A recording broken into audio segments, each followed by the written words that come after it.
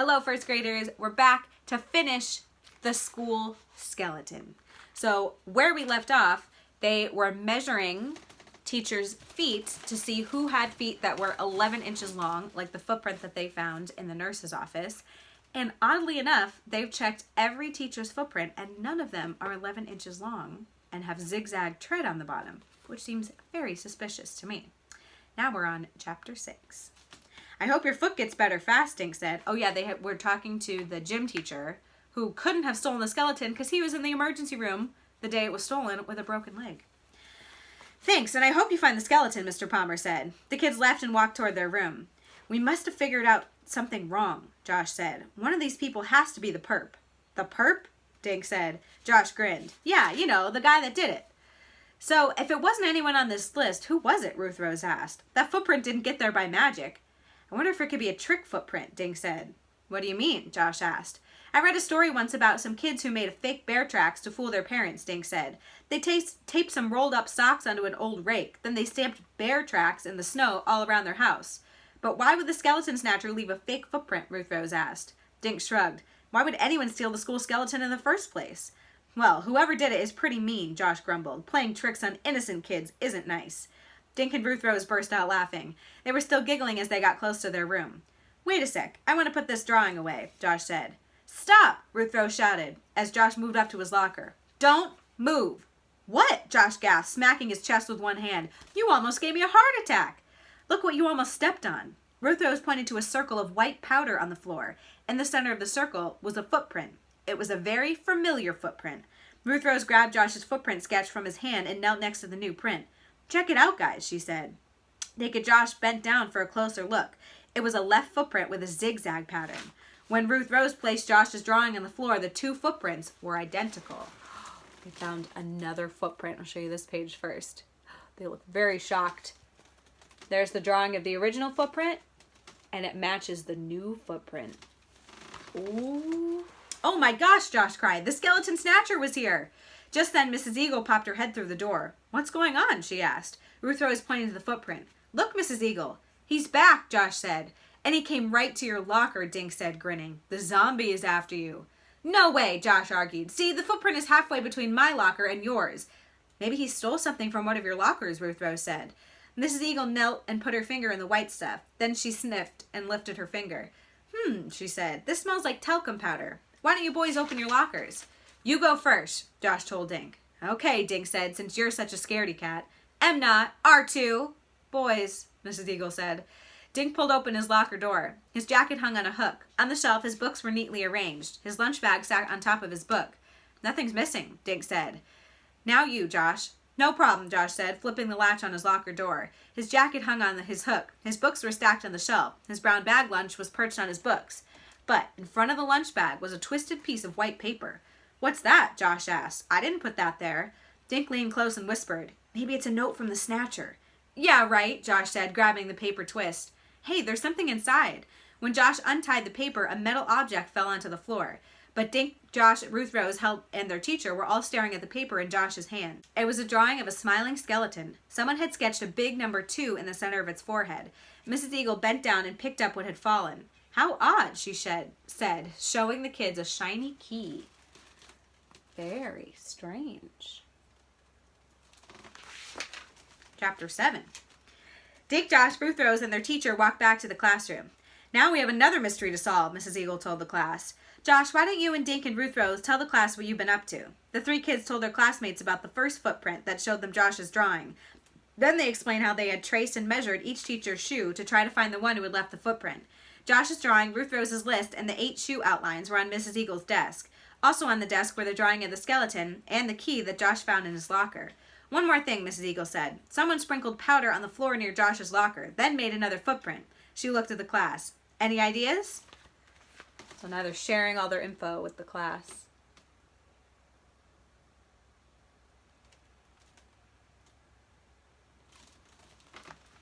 Bobby raised his hand. I think the same person who took the skeleton put the key in Josh's locker, he said.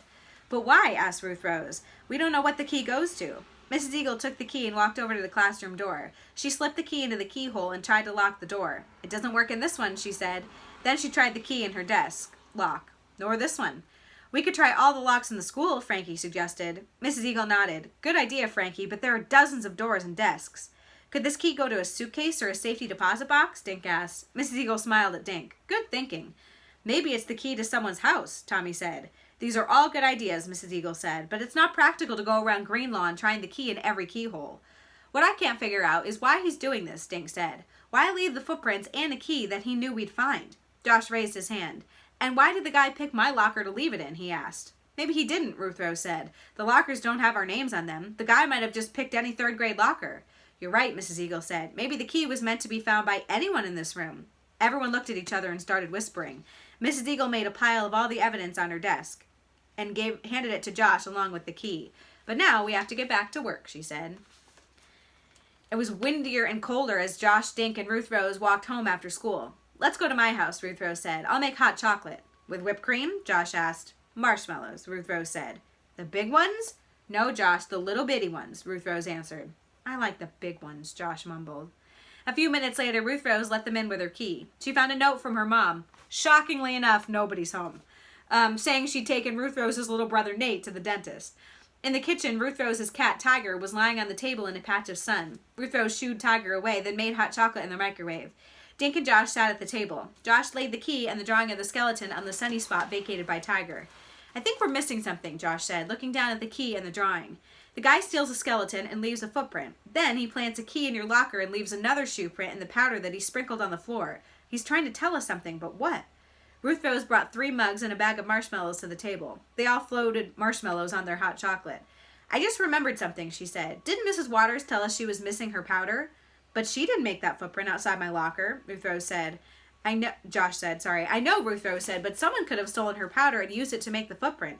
Maybe the thief wants everyone to suspect Mrs. Waters of taking the skeleton.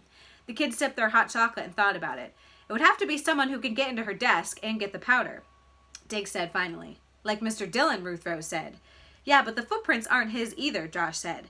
Remember he was wearing those loafers with no tread on the bottom?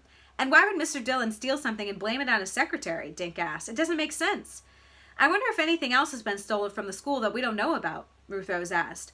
Well, if anyone would know, it's Mrs. Waters, Dink said. We should talk to her again tomorrow.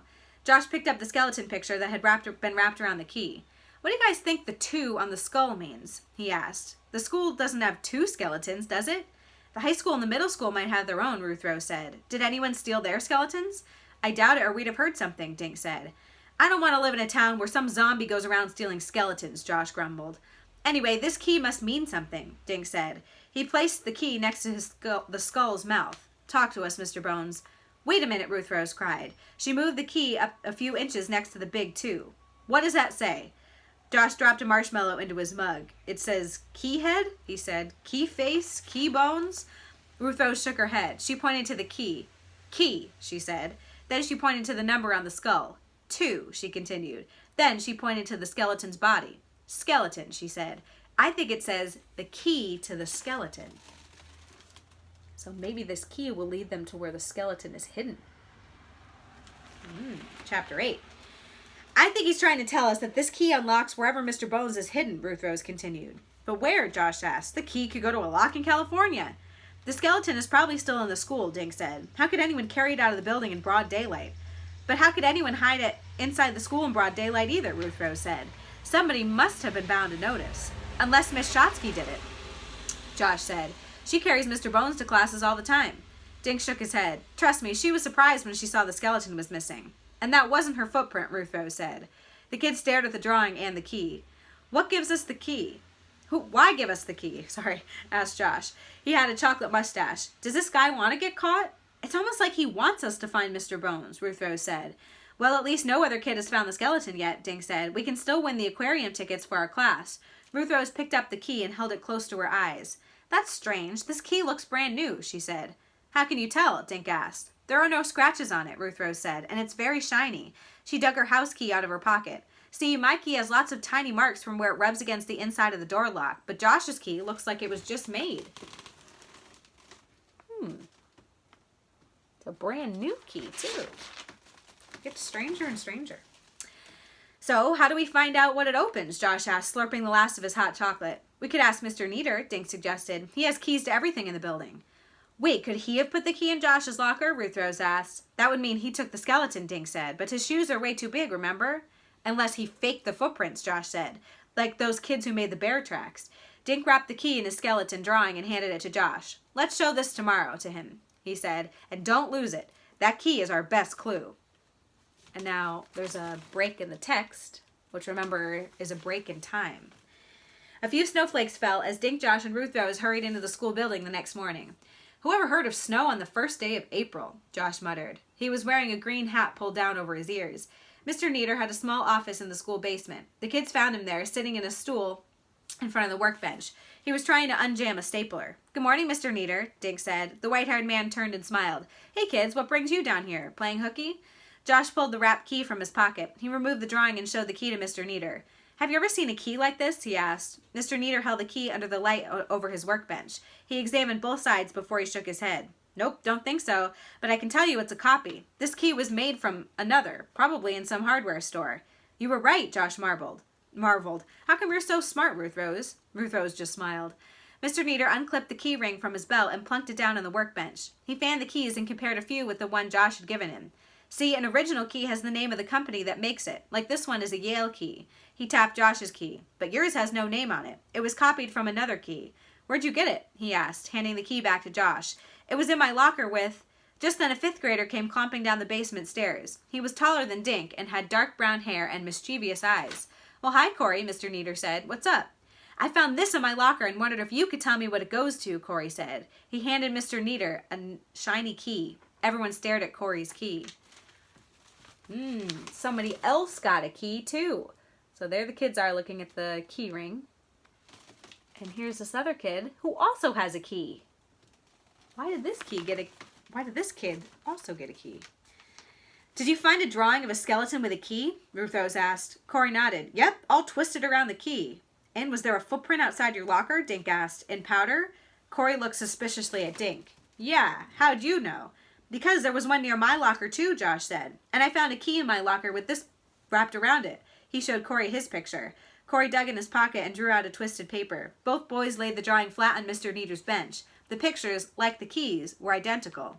Say, do you suppose this has anything to do with Miss Shotsky's skeleton disappearing? Mr. Neater asked. Sure it does, Corey said. He pointed to the number 2. The kids in my class figured it out easy. The key and the picture mean key to the skeleton. We're going to find the skeleton and get the free aquarium tickets. More footprints clunked down the basement stairs. This time it was 2 second-grade girls. They were holding hands and looking embarrassed to see 4 older kids there. Susan and Jane, right? Mr. Neater said, smiling at the 2 kids. The girls nodded. Susan nudged Jane, who opened her hand. Miss Crumpet wanted to know if you know what this key fits, she asked shyly. The key was the same as the 2 that Corey and Josh held. That you found this key in your locker, right? Mr. Neater said. Jane nodded. And a silly picture of a skeleton with a 2 on his head. So it seems like every class in the school found keys and a picture of a skeleton. Chapter 9. Green Lawn Elementary didn't have a cafeteria. All the kids brought their lunches from home. Dink, Josh, and Ruth Rose took their bags outside and sat on the swings in the sun. A lot of other kids came out to eat, too. Tuna fish, Josh said, smelling a sandwich. What have you guys got? Ruth Rose peeked inside her plastic bag. Bologna and cheese, she said. Dink's sandwich turned out to be an egg salad. Who wants to trade, he asked.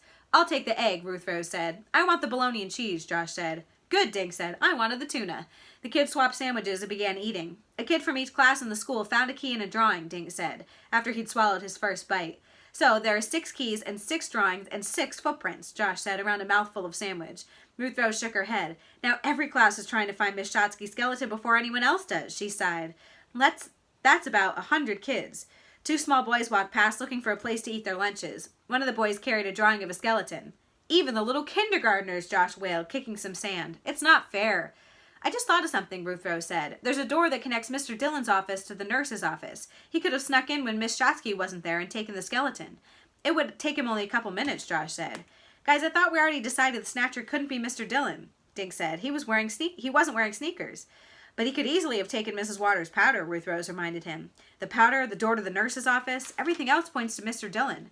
But why would the school principal steal the school skeleton? Dink asked. He's the one offering a reward to finding Mr. Bones. Josh balled up his lunch bag. Let's go see Mrs. Waters again. Maybe she remembered something about where she saw that zigzag sneaker sole. The kids hurried to the school and headed for the principal's office. Let's leave our lunch stuff, Dink said, stopping at his locker. They opened their locker doors and put their lunch bags inside. They found Mrs. Waters sitting at her desk and with a cup of tea in front of her. She looked up when the kids walked in. This school has gone wacky, she said. First, Miss Shotsky's skeleton disappears, then I start losing things. I've been searching for my closet key for 2 days. Whatever will be next? You're missing a key? Josh asked, already digging in his pocket. Yes, I haven't been able to put my purse or coat in the closet, Mrs. Waters said. Josh found the skeleton drawing and wrapped around the key. He removed the paper and put the key on Mrs. Waters' desk. Is this it? Mrs. Waters picked up the key and examined it. No, this isn't the one I lost. Could it be a copy of your key? Dink asked. I suppose. Mrs. Waters looked at Dink. Why would anyone take my key and make a copy? Where did you find it, Josh? In my locker, he said, along with this. He showed Mrs. Waters the picture of the skeleton. A key and a skeleton? She said. What does it mean? We think the key leads to the skeleton, Ruth Rose said, so it might be in your closet. My closet? Who would do such a thing? Mrs. Waters stood up and marched over to the coat closet. Dink, Josh, and Ruth Rose followed her. Mrs. Waters inserted the key into the lock and turned it. The door slowly swung open. Hanging from Mrs. Waters' coat hook was the school skeleton. Mr. Bones had a big grin on his face. It's Mr. Bones, Ruth Rose screamed. They found it. It was in Mrs. Waters' coat closet. So now we know where the skeleton is, but we don't necessarily know who took it. Chapter 10. Mr. Dillon came flying out of his office. What's the matter? Before Mrs. Waters could answer, Miss Shotsky burst into the little room. Who screamed? Anyone hurt? Miss Shotsky cried, looking first at the 3 kids. Are you kids all right? Yes, and here's your friend, Miss Shotsky. Mrs. Waters pulled the closet door all the way open. Well, for heaven's sake, Miss Shotsky exclaimed. And what's this? She removed a folded paper that had been tapped to the skeleton's hand. She read it out loud. April Fools! They all burst out laughing. So it seems to be... Maybe I should close this curtain, huh? Well, we can see better. So maybe it was an April Fool's joke. Someone's been playing a trick on the whole school, Mrs. Waters said. Well, Mr. Bones is going back where he belongs, Miss Shotsky said. She lifted the school skeleton off the hook. Say bye-bye, she said, waving the skeleton's hand. Then she carried it into her office. Mrs. Waters went to her desk. She looked at her calendar. Today is April Fool's Day, she said. It totally slipped my mind. She carried her coat to the closet. She placed it on the hook, then bent down and picked something off the closet floor. When she turned around, she was holding a pair of sneakers. She turned them over so everyone could see the bottom. Zigzag treads, Josh said. Are those the sneakers that everyone's been talking about? Mr. Dillon said. How did they get in your closet, Mrs. Waters? Mrs. Waters stared at her boss for a moment, then shook her head. I have no idea, Mr. Dillon. Excuse me, I think I know, Dink said. Mr. Dillon looked at Dink. The lights glinted off his glasses. You do? Tell us, Dink. Dink blushed. Well, someone decided to play an April Fool's Day joke on the whole school, so he took Miss Shotsky's skeleton and hid it in Mrs. Waters' closet. Dink looked at Mrs. Waters. He took your key so you wouldn't be able to open the door. But why would the person hide his sneakers? Mr. Dillon asked. Because he left a footprint, Josh said, and he planned to make more footprints later. And he borrowed Mrs. Waters' powder to do it with, Ruth Rose said, grinning at Dink and Josh. He took the key somewhere and had 6 copies made, Dink went on. He drew 6 skeletons and left them and the keys in 6 different lockers, 1 for each classroom. Mr. Dillon shook his head. Amazing. Why would he do such a thing? I think he wanted all the kids to search for the skeleton, Dink said. I'm confused, Mr. Dillon said. He sat in Mrs. Waters' chair. How would some stranger come into the school and do all this without being seen? Dink glanced at Josh and Ruth Rose. They both nodded. We think it was someone who works here, sir, Dink said.